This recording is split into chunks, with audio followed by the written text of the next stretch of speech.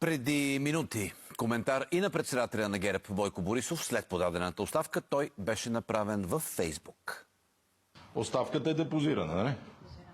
Утре първа точка. Ще свикам председател. Или каквото е. Ще бъде първа точка. Утре това да бъде приключено.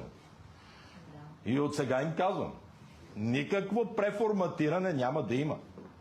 Все тези тарикатски номера, техните няма да минат. Няма повече да се катерат на гърба ми никой.